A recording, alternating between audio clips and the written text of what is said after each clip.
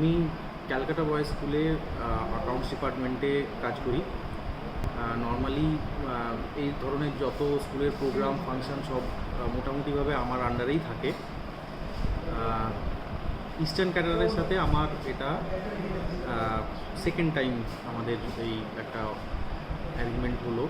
First time আমাদের খাবার খেয়ে খুব স্যাটিসফাইড ছিল আমাদের সমস্ত স্টাফরা।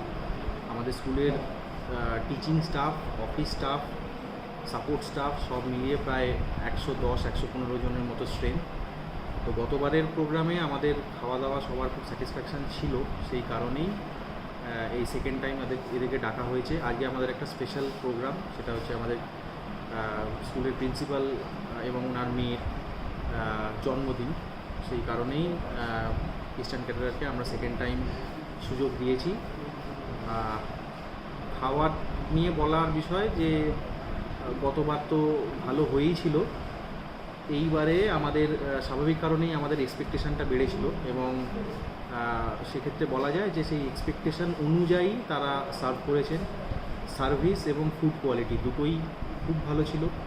স্পেশালি ওদের একটা ফিশের আইটেম, যেটা ফিশ ব্রেড, আমাকে ওরা স্পেশালি বলেছিল যে আলাদা করে করার কথা, সেটা আমি রাজিও হয়েছিলাম এবং মানে we are very satisfied with their food quality and the service they have provided.